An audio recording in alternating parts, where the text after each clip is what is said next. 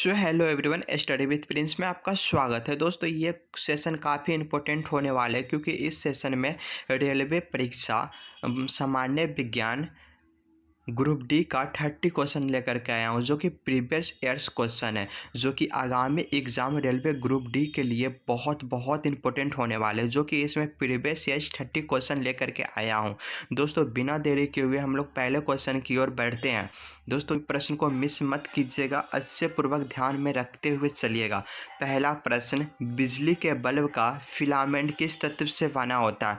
दोस्तों बिजली के बल्ब का फिलामेंट किस तत्व से बना होता है? तो टंगस्टन। ऑप्शन नंबर डी हो जाएगा दोस्तों, टंगस्टन। अगर आप लोगों को आंसर पता हो तो कमेंट बॉक्स में देते चलिएगा, और 30 में से कितना आप सही कर पाते हैं ये कमेंट बॉक्स में ज़रूर बताइएगा। चलिए दोस्तों नेक्स्ट क्वेश्चन की ओर बढ़ते हैं।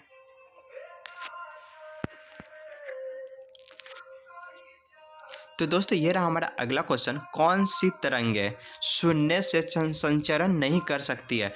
तो दोस्तों कौन सी तरंगे शून्य से संचरण नहीं कर सकती है? तो दोस्तों ध्वनि, ध्यान में रखिएगा, ध्वनि शून्य से संचरण नहीं कर सकती। ऑप्शन नंबर सी हो जाएगा दोस्तों, ध्वनि।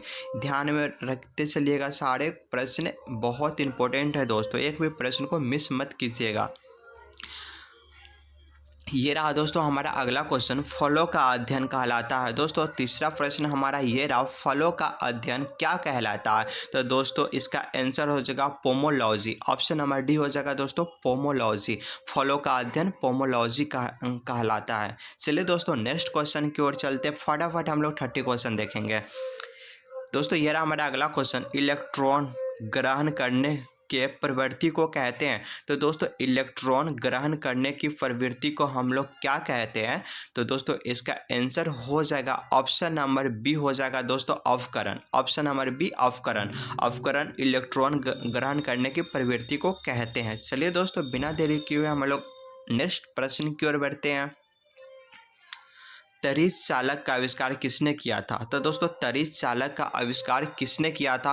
दोस्तों ये क्वेश्चन काफ़ी इंपॉर्टेंट है, ये एग्जाम में कई बार रिपीट हो चुका है। दोस्तों इसका आंसर हो जाएगा option number C, Benjamin Franklin. Option number C हो जाएगा दोस्तों, बेंजामिन फ्रैंकलिन।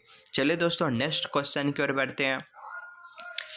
जीवाणु की खोज किसने किया था? दोस्तों ये क्वेश्चन बेसिक है, बहुत इससे ध्यान में रख लीजिएगा, ये एग्जाम में बहुत बार रिपीट हो चुका है। इसका आंसर हो जाएगा दोस्तों ल्यू वेन हुक ने। ऑप्शन नंबर डी हो जाएगा दोस्तों, ल्यू वेन हुक। जीवाणु की खोज किसने किया था? तो ल्यू वेन हुक ने किया था।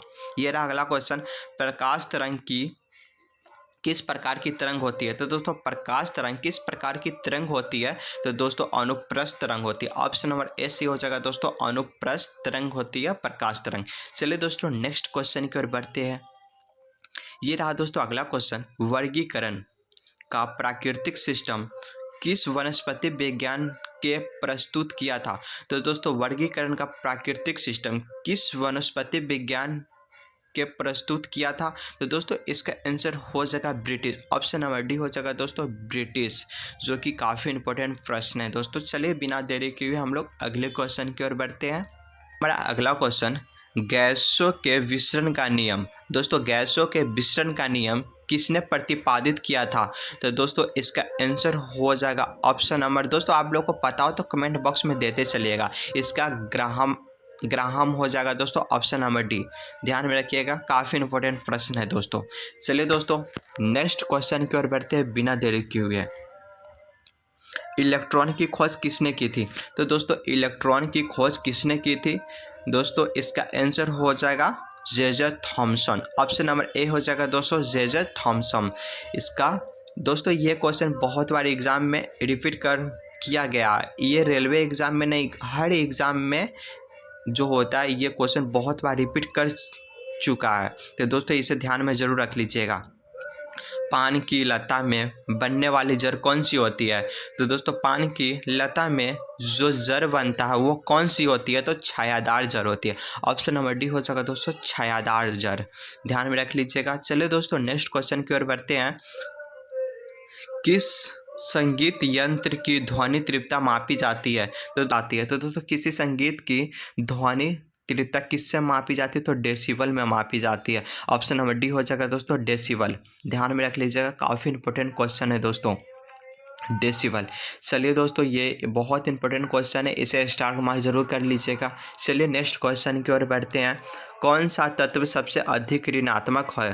तो दोस्तों इसमें इनमें से कौन सा तत्व सबसे अधिक ऋणात्मक है? ध्यान में रखिएगा, ऑक्सीजन है, सोडियम है। इसका आंसर हो जाएगा दोस्तों फ्यूरिन। ध्यान में रखिएगा दोस्तों, कौन सा तत्व सबसे अधिक ऋणात्मक है? तो फ्यूरिन। ध्यान में रख लीजिएगा, ऑप्शन नंबर बी।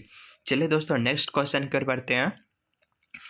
लोहे पर जंग लगना किसका उदाहरण है? तो दोस्तों लोहे पर जो जंग लग जाते वो किसका उदाहरण है? तो ऑक्सीकरण का उदाहरण है। ध्यान में रख लीजिएगा दोस्तों, ऑप्शन नंबर ए से हो जाएगा दोस्तों ऑक्सीकरण। चलिए दोस्तों, बिना देरी किए हुए हम लोग अगले क्वेश्चन की ओर बढ़ते हैं। सिस्टेमा नेचुरे पुस्तक लिखी है, तो दोस्तों सिस्टेमा नेचुरे पुस्तक किसने लिखी है? तो दोस्तों इसका आंसर हो जाएगा, आप लोगों को पता हो तो दोस्तों कमेंट बॉक्स में देते चलिएगा। इसका आंसर ध्यान में रखिएगा दोस्तों, इसका ऑप्शन नंबर बी हो जाएगा लिनियस, जो कि काफ़ी इंपॉर्टेंट क्वेश्चन है। चलिए दोस्तों, बिना देरी किए हुए हम लोग अगले क्वेश्चन की ओर बढ़ते हैं। निम्नलिखित में से क्या रैखिक बल के संरक्षण के आधार पर कार्य करता है? तो दोस्तों निम्नलिखित में से क्या रैखिक बल संरक्षण के आधार पर कार्य करता है? तो दोस्तों ऑप्शन नंबर सी हो जाएगा जेट। ध्यान में रखिएगा, ऑप्शन नंबर सी जेट हो जाएगा। चलिए दोस्तों अगले क्वेश्चन की ओर बढ़ते हैं, जो कि काफ़ी इंपॉर्टेंट क्वेश्चन है सारे के सारे, इसे जरूर ध्यान में रखते हुए चलिएगा। हाइड्रोजन की खोज किसके द्वारा की गई थी? तो दोस्तों हाइड्रोजन का जो खोज किया गया था वो किसने किया था? ये दोस्तों काफ़ी इंपॉर्टेंट क्वेश्चन है और ये बेसिक भी है, आप लोगों को जानकारी होना चाहिए और ये एग्ज़ाम के लिए मोस्ट इम्पोर्टेंट भी है। तो दोस्तों इसका आंसर हो जाएगा केम्वेडिसिन। ऑप्शन नंबर बी हो जाएगा दोस्तों केम्वेडिसिन। चलिए दोस्तों अगले क्वेश्चन की ओर बढ़ते हैं। किस वैज्ञानिक की गामा किरणों की खोज की थी? तो दोस्तों कौन सा वैज्ञानिक है जो गामा किरणों की खोज की थी? तो दोस्तों इसका आंसर हो जाएगा रदरफोर्ड। ऑप्शन नंबर बी हो जाएगा दोस्तों रदरफोर्ड, जो कि बहुत इंपॉर्टेंट क्वेश्चन है दोस्तों, ध्यान में जरूर रख लीजिएगा। चलिए ये रहा हमारा अगला क्वेश्चन, जल में घुलनशील। ध्यान में रखिएगा दोस्तों, जल में घुलनशील भस्म को कहते हैं।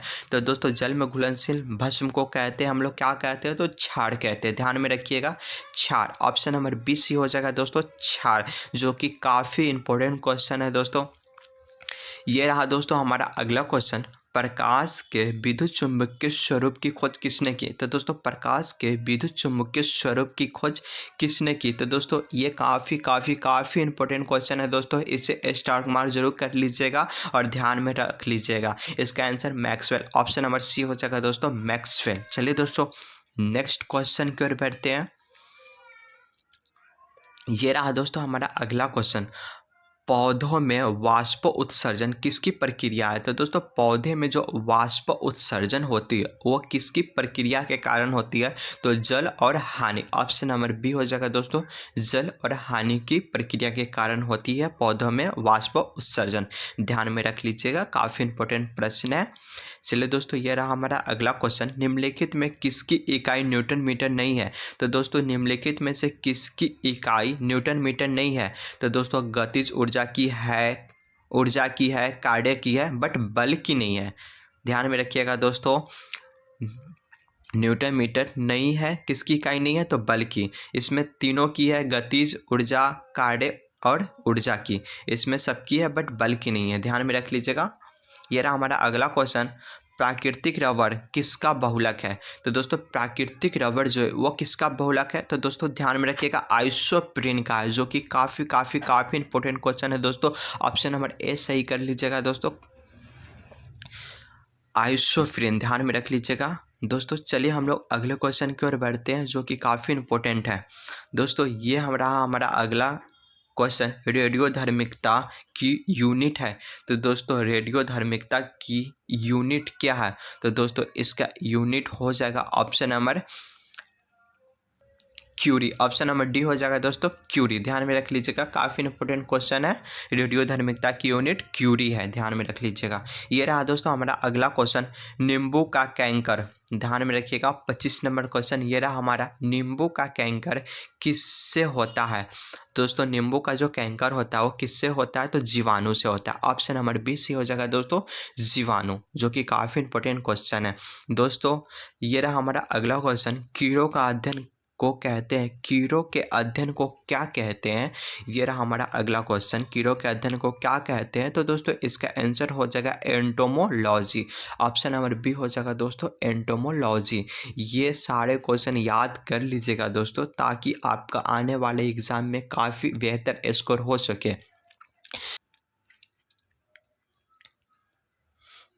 तो दोस्तों ये रहा हमारा अगला क्वेश्चन, 27 नंबर क्वेश्चन हमारा ये कह रहा, सोने का आभूषण बनाते समय दोस्तों सोने का आभूषण बनाते समय कौन सी धातु मिलाई जाती है। तो दोस्तों जो सोने का जो धातु बनता है उसमें कौन सा आभूषण मिलाया जाता है, तांबा, जिससे सोना कठोर हो जाता है, जिसका आकार शेप बनाने में मदद मिलता है, जो कि तांबा है। ऑप्शन नंबर ए सी हो जाएगा दोस्तों। चलिए दोस्तों बिना देरी किए हुए हम लोग अगले क्वेश्चन की ओर बढ़ते हैं।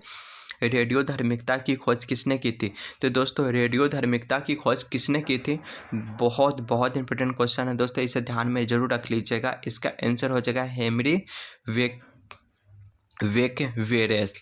ध्यान में रखिएगा दोस्तों, हेनरी वेकवेरेल। भूकंप की तीव्रता किससे मापी जाती है। तो दोस्तों भूकंप की तीव्रता किससे मापी जाती है। दोस्तों ये क्वेश्चन बेसिक है बट काफ़ी इंपॉर्टेंट भी है। तो इसका आंसर हो जाएगा सिस्मोग्राफ। ऑप्शन नंबर डी हो जाएगा दोस्तों सिस्मोग्राफ। चलिए दोस्तों नेक्स्ट क्वेश्चन की ओर बढ़ते हैं। ये रहा हमारा अगला क्वेश्चन, न्यूटन मीटर किसका मात्रक है। दोस्तों न्यूटन मीटर किसका मात्रक है, जो कि बहुत इंपॉर्टेंट क्वेश्चन है दोस्तों, इसे स्टार मार्क जरूर कर लीजिएगा। न्यूटन मीटर किसका मात्रक है, तो ऊर्जा का है, ऊर्जा का है। ध्यान में रखिएगा दोस्तों। हमारा 30 प्रश्न यहाँ पे समाप्त होता है दोस्तों।